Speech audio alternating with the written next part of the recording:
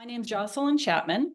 I'm the director of the Transformative Inquiry Department, and I want to welcome all of our community members here. So I see a lot of students in the Transformative Leadership program or alums from the Transformative Leadership online MA, and also a lot of the doctoral students from the Transformative Studies PhD program.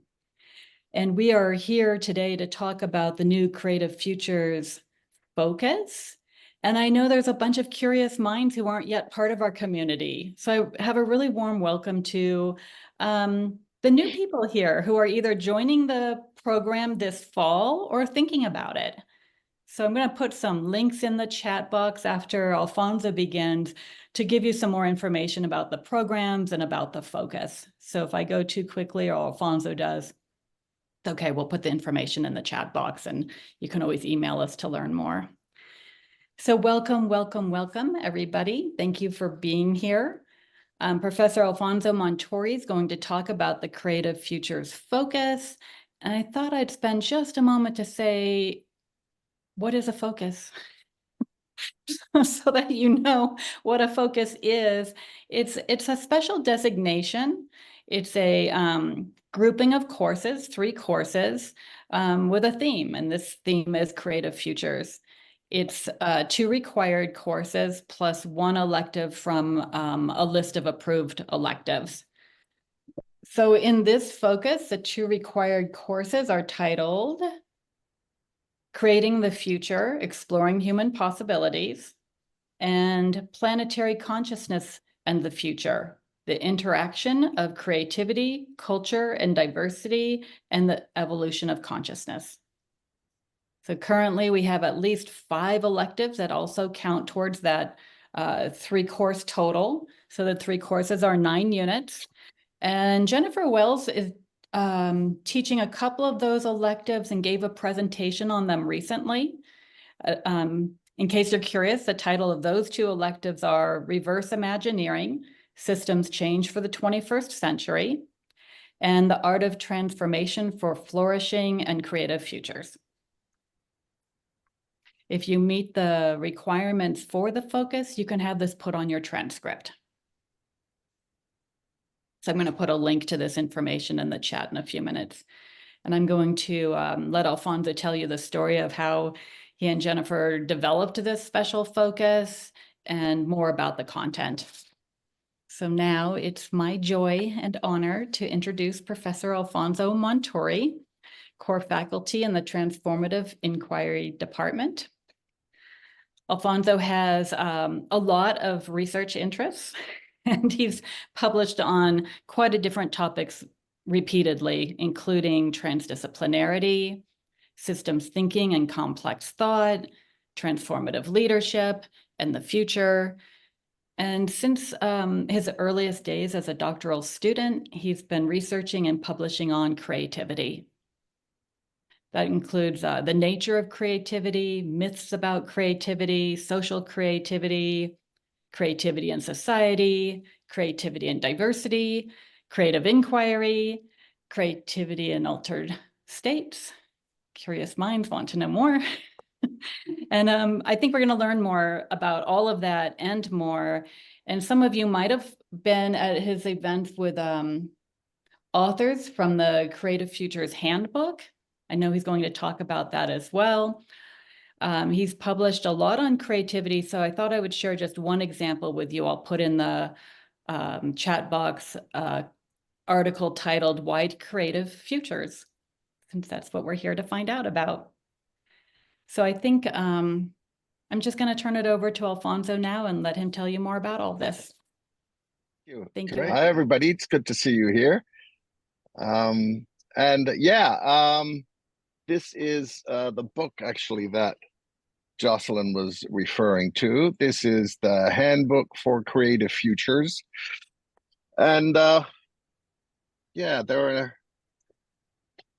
like 30 or 40 odd essays there of people from diverse backgrounds exploring what creative futures might be. And why creative futures? Well, I think all we have to do is turn on TV and see the news and get a sense of the current global situation, the current national situation, and it's definitely confusing, and for many people, it's upsetting. I mean, there's lots of research showing that rates of anxiety, depression, anger have gone up, and ours is referred to, among other things, as a post-normal time, which essentially means that things are just very weird.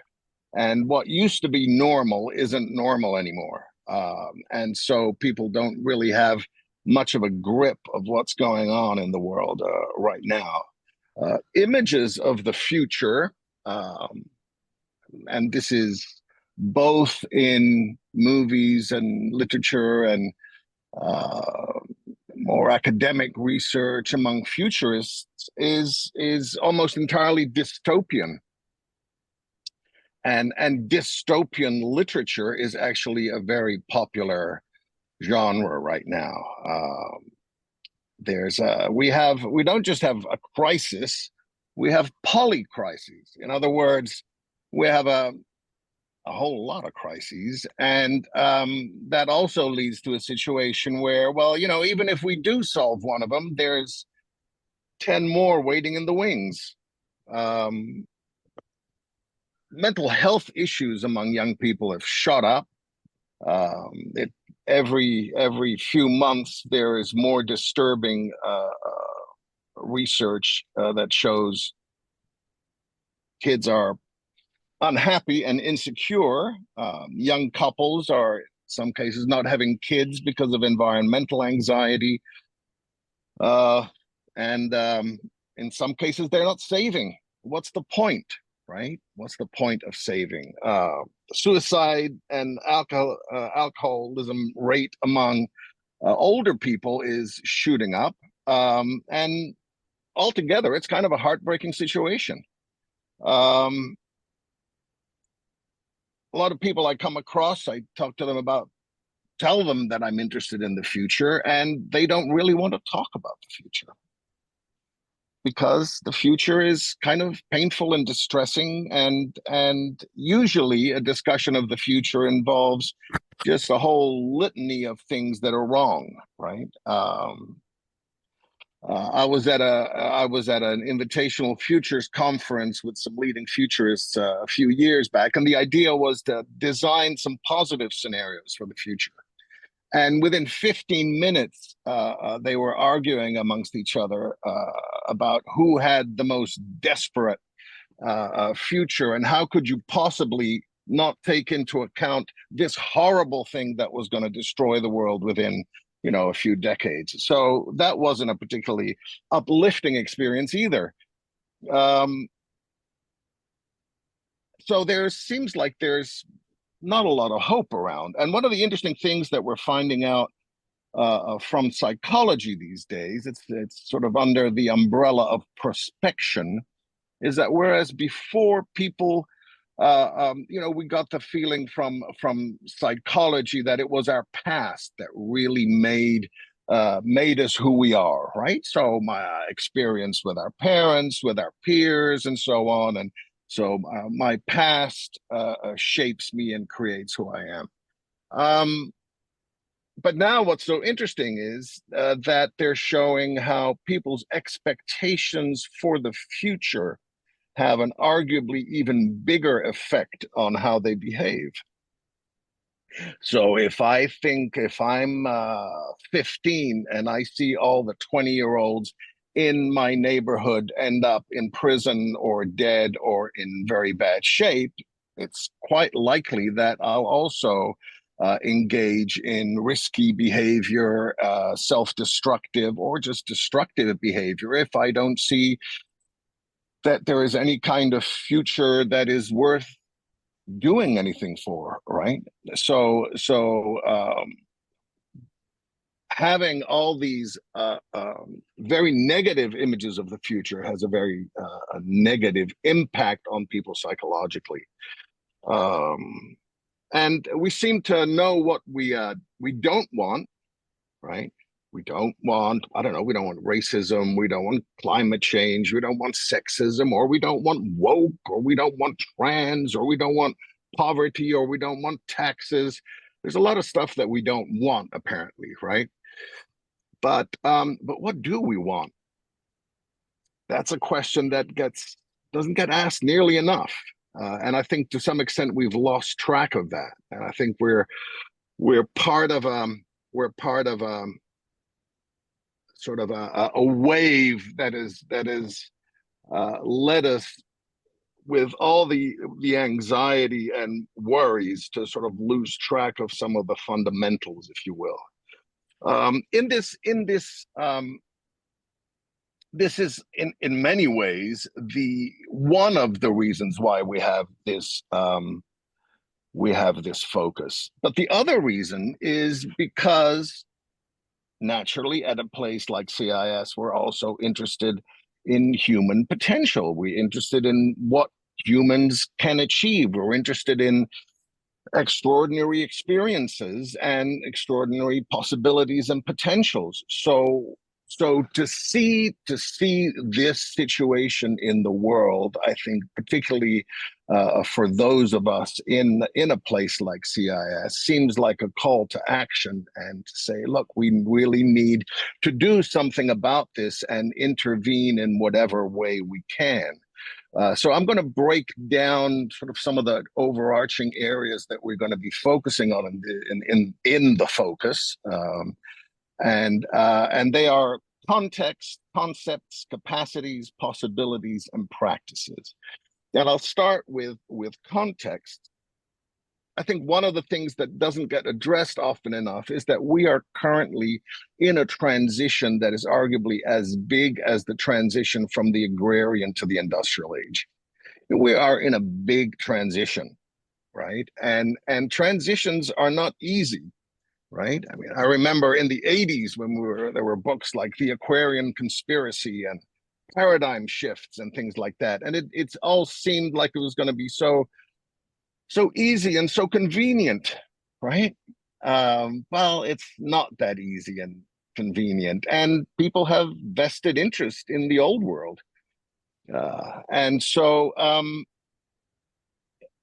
one of the things that we want to do is address some of the factors that we need to be aware of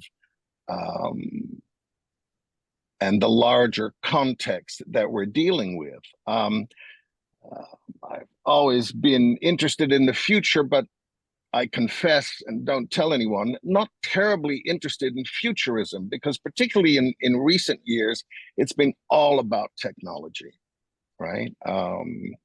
And I think the technology is wonderful, but I think really we do need to focus on people, and we need to focus on where people are at, because we can see even with this wonderful technology created by all these very rational, logical engineers. Well, a lot of that technology is being used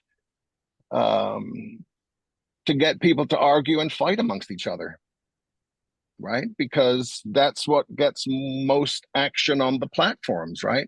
If we're all just happily talking to each other, but if we're pissed off at each other, then we show up more often and we get more involved, and we can create groups that want to fight other groups and so on. So a lot of this technology is actually being used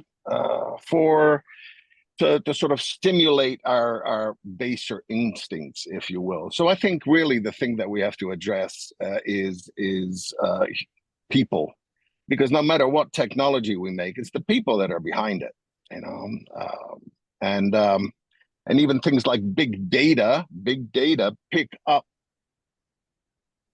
the data that human beings put there, and they also pick up the prejudices that human beings have. So, we're not going to not talk about technology, but we're going to foreground human beings. And one of the things that we need to be aware of is Engelhardt at Michigan has done this global values research since the 70s, and writes about a silent revolution. And this silent revolution is essentially gender, race, and the environment. Right. So there has been a massive shift there. And really, when you think about it, it's a shift in the way that human beings think of gender and experience and live gender, the likes of which we haven't had in thousands of years, right? It's a massive shift in the traditional binary of view of gender, right? The relationship to the environment, certainly since the Industrial Revolution, but even arguably as far back as the Bible, the idea was nature is there for us to use and abuse as we will. And unfortunately, we've always had this tendency to put races and ethnicities and human types in hierarchies, and it's always conveniently the people who are making the hierarchies who end up at the top of those hierarchies, right?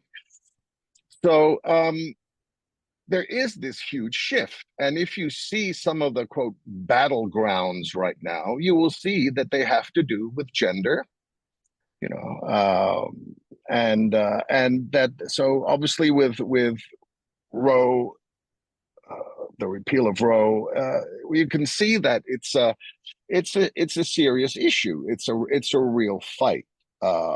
We can see, you know, a lot of the pro-environment legislation that is being pulled back. So there's an attempt to go back to the days before this silent revolution, because yeah, it really turns, for many people, it turns what they believe is the natural order of the world upside down, right? The role of men, the role of women, and there's no question that it's all become rather confusing for a lot of people, right? That there are changes happening that are surprising for a lot of people, and people don't know what to make of it. And because of the struggles that we have communicating to each other and the polarization, there hasn't been a real effort to bring people together to explore these things. So there is this silent revolution and the authoritarian backlash against this, right? So the other thing, traditional forms of authority seem to be breaking down. You know, in the old days, you had the movie critic who told you about what movies to watch. You had the restaurant critic, but you also had the Encyclopedia Britannica, which was generally considered sort of the source. If you wanted to know something, that's where you went. Well, it's all broken down now. People don't trust the medical establishment. They don't trust big pharma. So there are any number of issues there. And there was techno-optimism that Yelp would take away, you know, the power of the critic and then put it all in the hands of the people. But of course, we know that Yelp is being manipulated.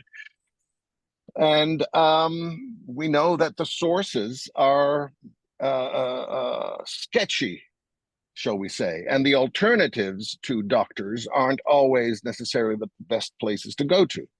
So then there is this word, that this sentence that always worries me. I did some research on the web, right?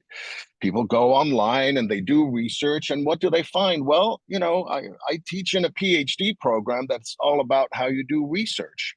And what you don't do is go on Google and look at the first thing that you find, right?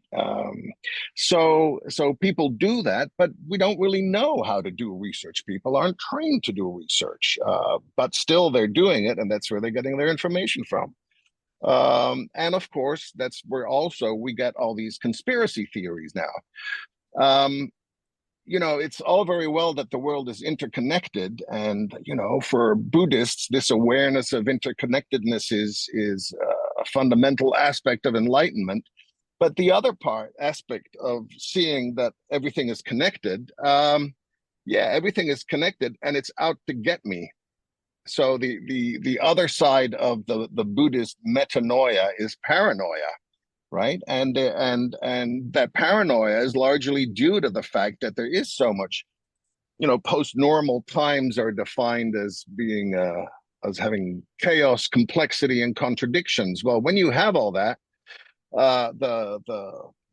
the human mind desperately wants to create some order, and unfortunately has a tendency to want order way too soon when there is no order, and it settles for any old order. And we tend to settle for some pretty weird conspiracy theories.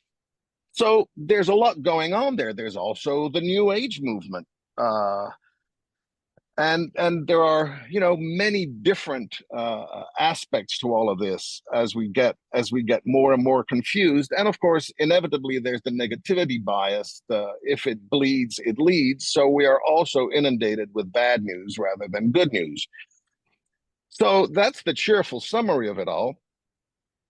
And the question is, what can we do in this kind of a situation, right? When no wonder people don't want to talk about this. I talked about this for maybe 10 minutes. Sorry, and I depressed myself. Here I am, right? But in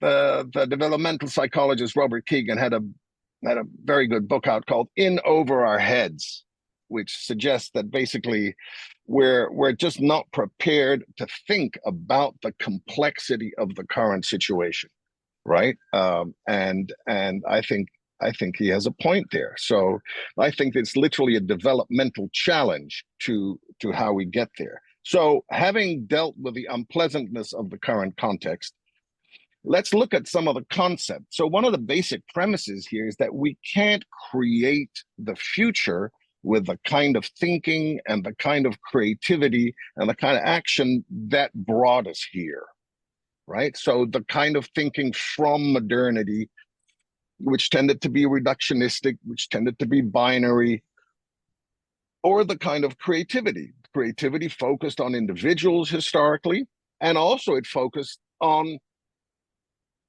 the creativity of this new factory, which makes a great new product. But then all the waste materials get dumped into the river, right? So our concept of creativity was not ecological. And a lot of the great inventions and the great products of modernity that we celebrated are in fact what's getting us into trouble right now. So the industrial age brought us lots of great things, but it also made a big mess. So in fact, it's that kind of thinking and that very sort of mentality that is perpetuating some of the problems. So how can we think through these issues in a different kind of way? So there are emerging understandings of creativity. And there are more complex ways of thinking that that do justice to the complexity of the world. And that's the kind of thing that we'll be exploring also. We'll also be looking at worlds that like progress and utopia. Nobody talks about progress anymore. When's the last time you heard somebody talk about progress, right? It's like, wow, let's make sure that the regress isn't too nasty. So how can we reinvent a term like progress or even the idea of a utopia? What would be like a really fantastic place to live, a fantastic world? We're not seeing that in the movies, because in the movies, all the scenarios are pre-apocalyptic, apocalyptic, post-apocalyptic, or any kind of variation on all that, right? So how can we rethink these concepts and envision different kinds of worlds? Optimism and pessimism also, it doesn't really make sense at this point to think of optimism and oh yes, well, it's all going to be great, or it's all going to turn to shit. Well, we also really don't want to go there. So how do we get beyond the traps that these words create, or also politically left and right? I think all we have to do is look at the news and we say that doesn't really make a lot of sense at this point. But there are interesting ways, arguably non-binary ways of looking at the world that allow for things like, there's a fascinating phenomenon called mixed emotions, right? We think, well, we're either happy or we're sad.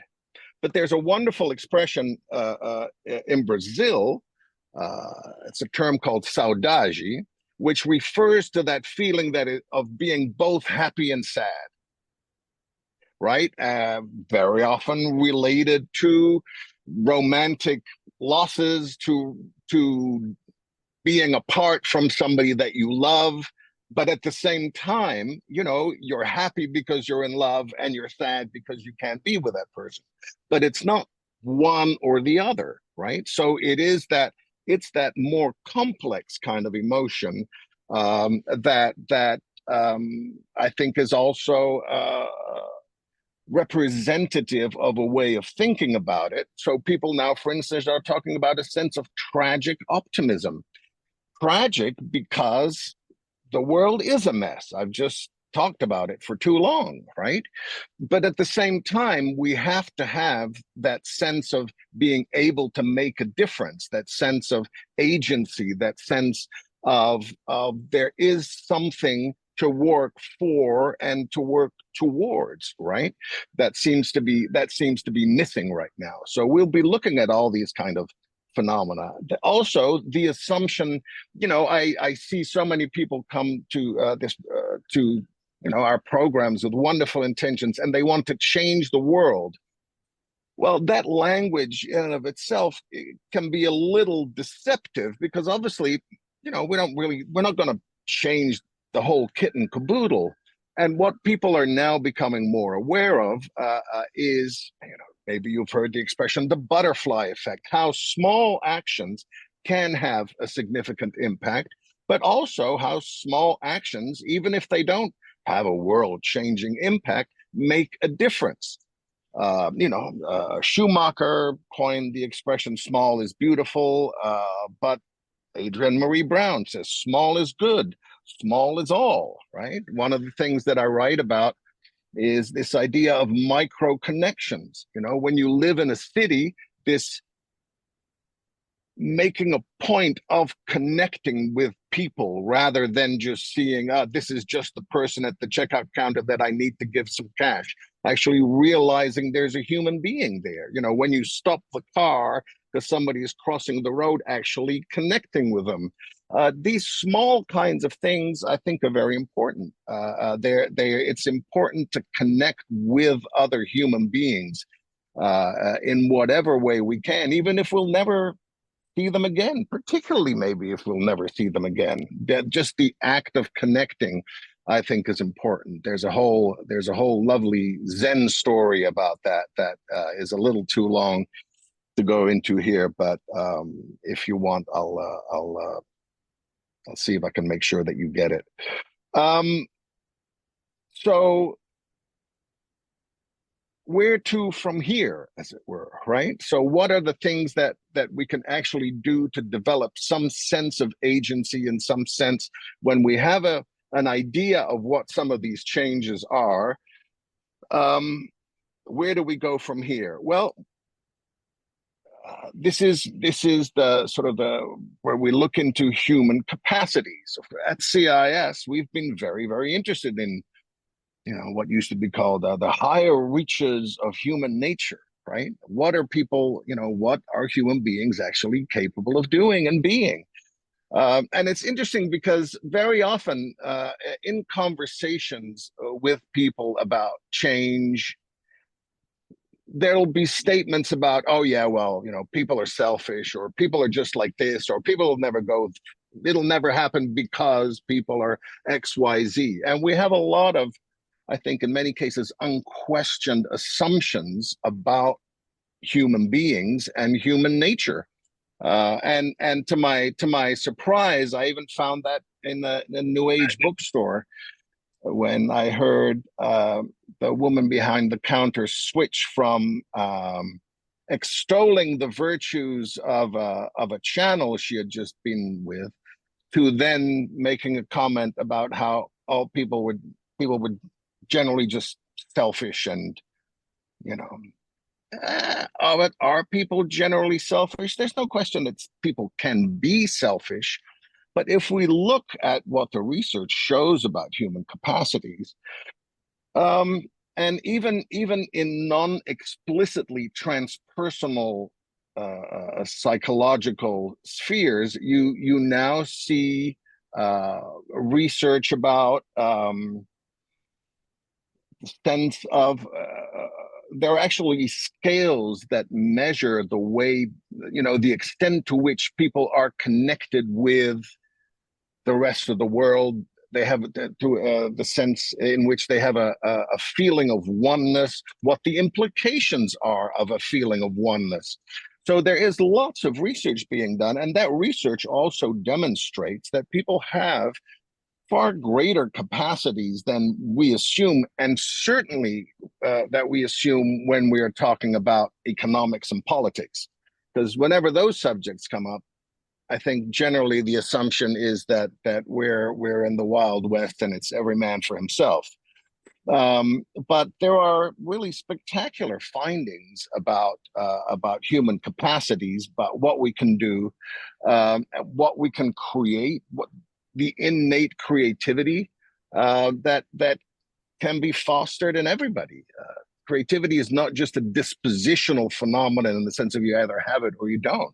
There is a dispositional aspect of it, but the majority of it is just situational, right? So do we create environments that foster creativity? Well, you've probably seen that video, that YouTube, do schools kill creativity? Spoiler, the answer is yes, right? And there's a lot of work that can be done in so many different areas. So there's also a lot of work that's being done on authoritarianism. And so we can understand where the need for authoritarian leaders comes from. What stimulates that? What triggers that? How can people be situationally manipulated into wanting an authoritarian leader, right? So there's so much that we can learn there to not just create what we want, but to prevent falling into the traps that can be set for us. And, developmental psychologists, as I said, are also finding that human beings are capable of higher forms of thinking, so-called post-formal ways of thinking, that are more contextual, that are more dialogical. So we'll be looking at all those kind of phenomena to really see, well, what are human beings capable, and then how can we mobilize that in a way that we can develop better and more desirable futures. Final note there, we'll be looking also at the human capacity of collaboration and for creating win-win relationships, particularly in politics and economics. People see everything through a lens of zero-sum games. Either I win or you win. Well, we need creativity to create win-win relationships. First of all, to be aware that they exist, and secondly, to mobilize our creativity to develop these win-win relationships where everybody benefits, right? Another thing that we'll be doing, sort of under the umbrella of possibilities, we'll be looking at examples of what has already been done that we personally think is valuable, something that we would like to see more of, right? We know what we don't want to see, what we want to see less of. What would we like to see more of? What are some examples of cities, cultures, relationships that we would like to see more of? I mean, there are incredible examples, and I'm currently working with a recent alum from our doctoral program, putting together a book of essays on the relationship between creativity and diversity. Diversity is often studied or discussed as something that's problematic, but in fact, some of the diversity is at the source of some of the greatest creativity humanity has known. The interaction of different cultures has brought incredible creativity. And a lot of the greatest creativity also happens in cities that have a port, right? Because there is that traffic, that mingling of cultures, right? So what about these possibilities? Well, one of the things that we'll be doing, we'll be looking at alternative visions of the future, right? And there are some very interesting ones. You know, Afrofuturism has been making a comeback, and fascinating. And of course, you know, all you have to do is think of Wakanda as a very popular example of Afrofuturism. But that is a fascinating phenomenon, and will encourage people to dive into whatever examples they think are most generative and most promising, in the same way that they can do this at sort of the psychological, the personal level. There's also the archaic revival. What do psychedelics have to tell us about possible futures, right? I mean, there is definitely a whole culture building up there that's very interesting. Then I don't know how many of you are aware of Neom, but Neom is a sort of a city or an area of Saudi Arabia that is being sort of built up from scratch. I was invited to be part of a group there to discuss sort of the educational side of NEOM. If you go to YouTube and type in NEOM, you will see that it is kind of a mind-boggling and, of course, ridiculously expensive project led by MBS, or Mohammed bin Salman. So across the world, there are different interesting projects happening. And of course, countries that have vast sums of money lying around have an opportunity to do interesting things. And I'll let you decide what you think of NEOM. Then, of course, you know that the tech billionaires are planning for the future. Some of them are just thinking of going to Mars, preferably, right, or getting the hell off the planet. But yeah, and there's a phenomenon called seasteading. So basically, if you have enough money, you sort of create your own mini universe, and you can do that on the sea or in space or wherever you like. So there are interesting, bizarre plans going on there that that we can look at. And I think that kind of question then provokes questions about, well, what kind of futures would we like to see? What kind of communities sound good to us? Would it be in the middle of the desert? Is it going to be, you know, a fancy island, what seasteading, right? Like building something in the middle of the sea so you can be completely free and you don't have a government to answer to, right? Or pay taxes. But that may not be anything that we necessarily choose, but what are the possibilities there, right? So this whole sense of possibilities and what can we actually do and what has been done, because the other side of the depressing intro is that there are also amazing things happening in the world right now, and they're just not getting nearly enough attention, right? Because, as I said, it's much more attractive and it's much more likely to sell the news if it's shocking and depressing. So there are actually some great things happening. So we'll be looking at that. We'll be looking at what what people are doing, what is admirable, what is worth learning from, and where can we go from here. Finally, we'll be looking at practices. What practices can we use, develop to create the kind of resilience and the kind of creativity and the kind of ability to collaborate that we need to also show up in the present in a way that we would like the future to be, if you see what I mean. In other words, this is not really about, I'm going to work really hard and then it's all going to be great in the future. I think it all begins here and now. How do we interact with people right now, right? And so what practices and there are tons of them out there. So in a way, it'll just be a question of bringing them together and exploring them together.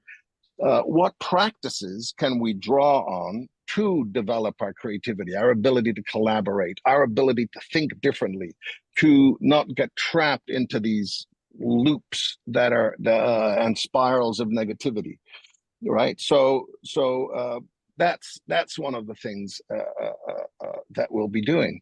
One of the things that always struck me about a particular movie, Do the Right Thing, right?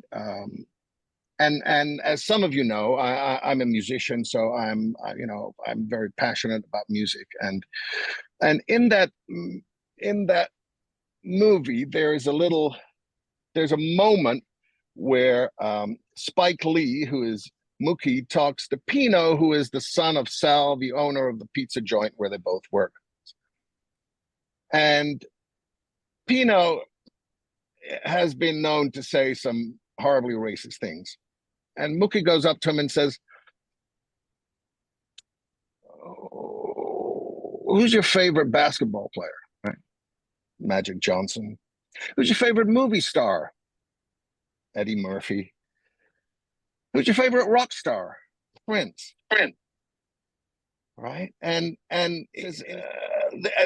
so how can you say, I'm putting this in slightly more polite language, how can you say the things that you say when these heroes are all black, and yet you talk about black people the way that you do?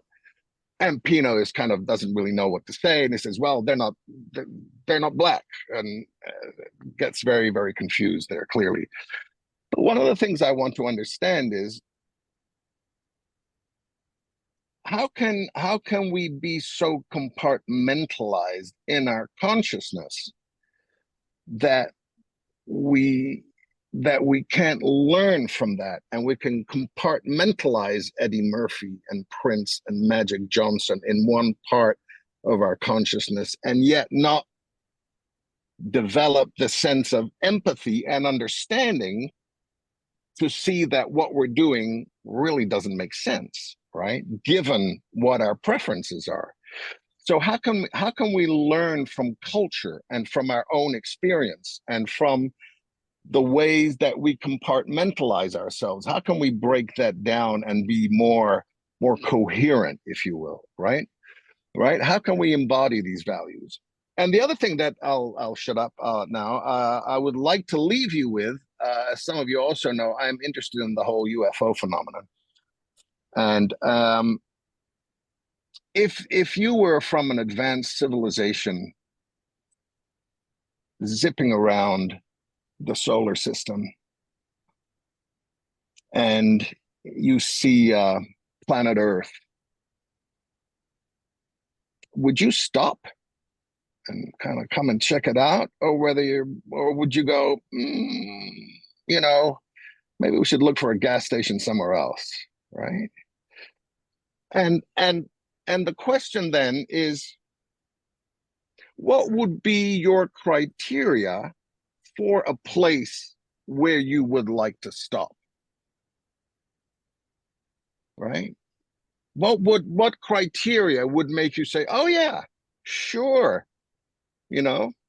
let's look for a place to stay overnight. Where can we grab a bite to eat?" Or maybe like,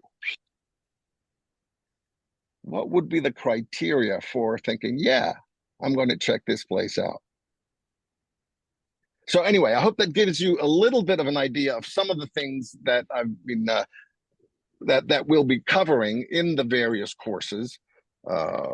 And obviously, I think the way it's going to be organized is that obviously you're not going to be studying every one of these different things.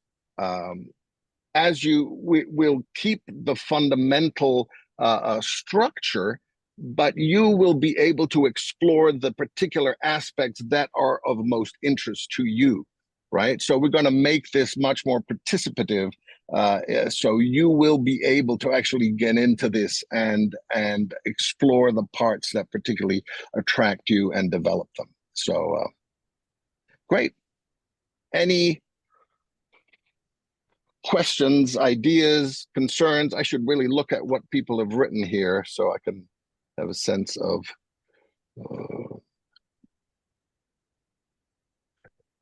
While you're skimming those, I'll comment yes. on I'll comment on a question I received privately that others might be interested in, which is, when are these courses offered? And that's a great question. They're offered fall, spring, and summer, sometimes 2 at a time. So there's a course this fall, 2 in the spring, another in the summer. So we'll keep rotating through lots of courses so they're available when you have space in your schedule to take one. Right. And maybe you could address this as well, Dr. Chapman. But I'm just kind of curious, in an online class, and this being really experiential, and you saying, you know, you can kind of dig in where you want to dig in and approach it. How do you foster a cohesive conversation like that? Or are there, how do you get people to kind of all be on their own track but come together? And is there stuff, like, I guess my question is about the structure of the class and the times in between classes. How to Right. get it to Yeah, gel. my suggestion would be to have one of the students answer that rather than the faculty. Okay. Hello. I can chime in here.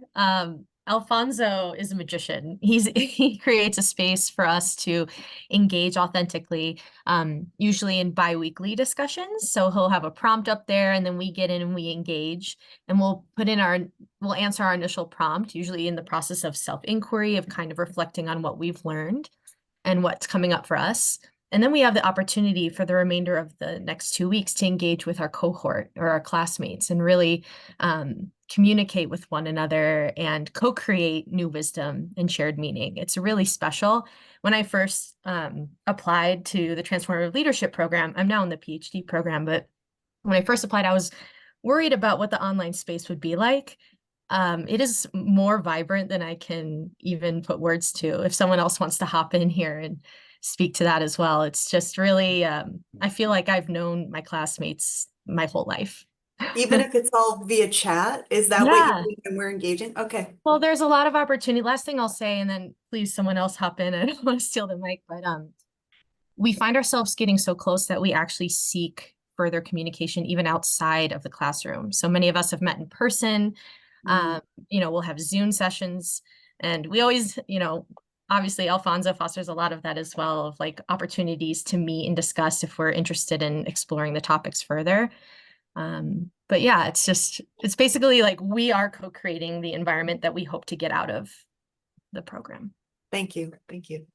Teddy, do you want to chime into that? Yeah, of course. Yeah, I would say that it applies. I agree with everything that Lo said pertaining to Alfonso, but I think it applies to the program as a whole.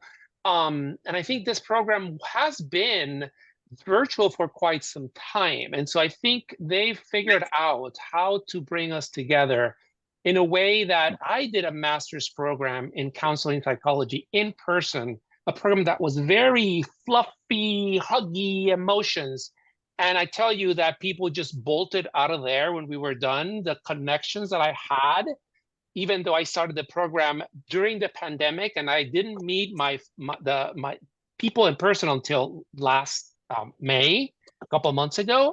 So for 3.5 years, I've built this very deep connection. And I think it has to do with the freedom that the virtual environment allows us to have. So it's something that I was very worried about, but I think you'll find that it's probably an experience that we haven't had before. I'll just leave it at that. Thank you.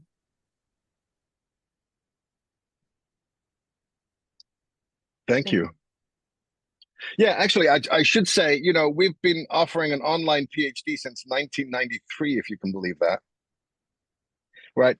We had to manually crank the modem, feed it hay, and just make sure that it would keep going. And, uploading text was a miracle. Pictures was just not possible, but things have changed, right? So. Barry? Yeah, hi. This is great. Alfonso, Jocelyn, thank you so much for hosting this. And I agree with everybody, what the other students have said about the classes. It's amazing. It totally works, Shannon. I hope that assures you to some extent. I had a question. There was a question about the courses. I took reverse imagineering last semester with Jennifer Wells, which was phenomenal. Absolutely great. Will we be able to apply to have that credited towards the focus? Yes. Yep. That elective definitely counts, and great. Is that your only question, Barry? Then Alma? Thank you. Hi, thanks, Alfonso. Thank you, Jocelyn. I am curious if you've thought about organizing this as like a postdoc, because like a lot of us here have already done our coursework and we're in our dissertation phase, and I don't really know how we would integrate it in at this point. You might have ideas, but it also seems like a certificate or a postdoc or something. I don't know, just curious. Yeah, Alma, great question. You know, we're putting together a Center for Creative Futures.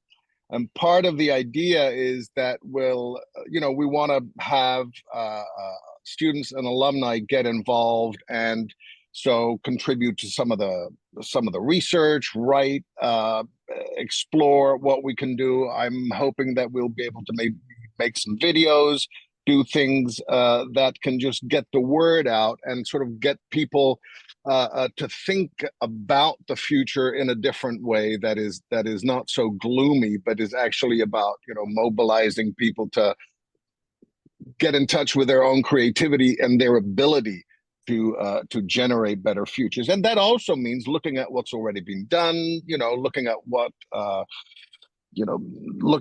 collecting some of the great examples that are out there, looking at integrating some of the research about human capacities into the literature. There's just so much that we can do there, you know. So a lot I'd like to do with kids, you know, have kids envision what for them would be a better future. What would they like to see, you know? And one of the sad things is there was a video with an Afrofuturist, and she talked to kids, and you know, their answer sadly was less violence in the school.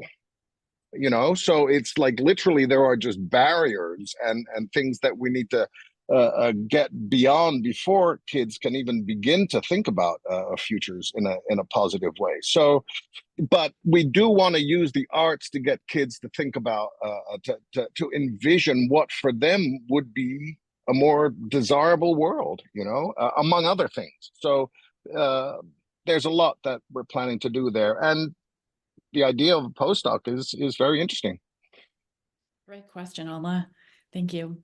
Maybe we have time for two more. Lisa and Elaine both have their hands up. Lisa? So I'm coming about this a little bit backwards. I'm working with, right now I'm doing a fellowship with the Disruption Network Institute, which is something we started in Germany, and my focus is tech. But my focus is not tech in the way that you would like experience. For example, the guy that made the leaks, Texera, the solution to that problem that was put out into the world is more surveillance and not like psychological evaluations and that kind of thing. So that's how I'm looking at text and at tech, and I'm wondering if this is like a place for that or no. Because I've already, I mean, I guess I should say I was formerly in the drone program, so I was a voyeur and I was part of the problem, and now I'm not. Lisa, this is such a great question. Maybe we should have a one-to-one conversation between you and Alfonso on that at a later date. Would that be okay? Yeah. Just watching the clock? Sure. Okay. Yeah, I'm yeah. happy to set that up. Thank you, Lisa. Elaine? Well, I like the idea about small actions. You know, something that came up in schools, and they're not all bad, is that we've realized that if you could envision a way that all students could learn algebra, then you would be able to teach all students algebra. So part of it is to give people like a little glimpse that things could be better so that they could kind of get on that imagination track to making Right. things better. And I just think that's so important. And small is really something that our brains can still kind of cope with. Yeah. Yeah, that's so important. My wife always says, you know, if you can see it, you can be it, right? And I think that's very true. And we're not seeing enough of it, you know, and certainly kids aren't, you know. So thank you. Yeah, that's and by the way, maybe you are doing fantastic research for your dissertation on meditation in the schools. So that's also, I think, really something that will make a big difference and needs to be